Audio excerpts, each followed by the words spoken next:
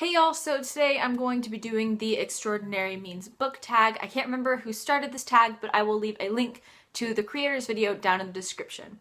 And I was tagged by Lindsay Ray, who tagged everyone who had read Mistborn. This tag consists of 6 very, very difficult questions, so this is going to be a really hard one. Question number 1 is, I would give up the internet for a month for a signed first edition of this book. And my initial reaction was to go with a Harry Potter book, specifically the Deathly Hallows or the Half-Blood Prince, but since those copies are already pretty special to me and J.K. Rowling is still alive and kicking, there are plenty of chances in life to get one of those books, so I figured I should go for an older book. And so I chose my favorite standalone of all time, And Then There Were None by Agatha Christie. This is just my favorite standalone book of all time, and it would be so amazing to get a signed first edition of this, even though it was originally released under a very different and not so wonderful name. But still, I mean, Agatha Christie is wonderful. It's my favorite book. That would be super cool. Although I'm still not sure I'm willing to give up the internet for a month for that, because the internet is so insanely precious to me. Question number 2 is, I would give up pizza for a year if it meant I could sit next to this author on a long plane ride. First of all, the answer is no author, because A, pizza is way too precious to me to give it up for a year, and B, meeting new people kind of terrifies me, especially like celebrities or famous people. It freaks me out. So I really wouldn't want to give up pizza for a year to be insanely nervous and freaked out in front of someone I really respect. And plus, I really don't like talking to people on plane rides. I just like sitting by the window and reading or looking out the window or listening to music.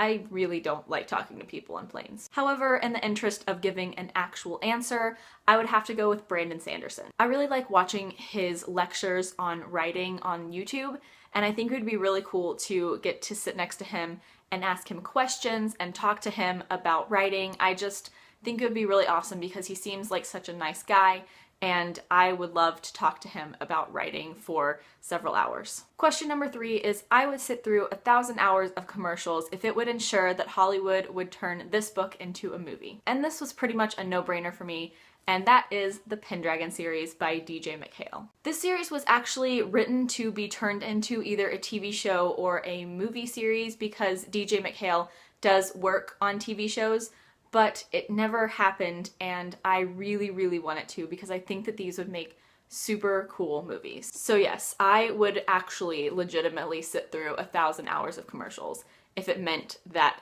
this series would be made into movies.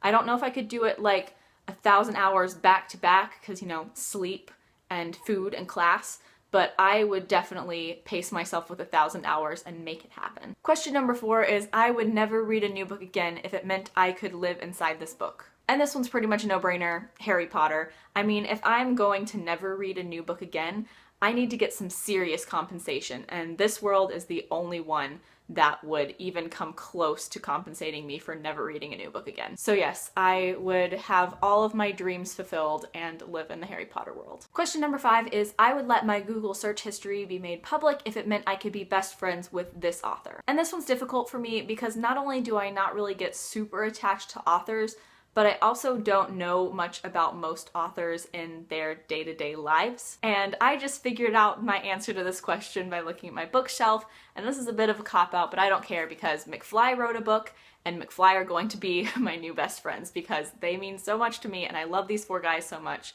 so definitely McFly. Also, I would like to replace Brandon Sanderson on question number 2 with McFly, or just with Tom Fletcher, because bae. So yeah.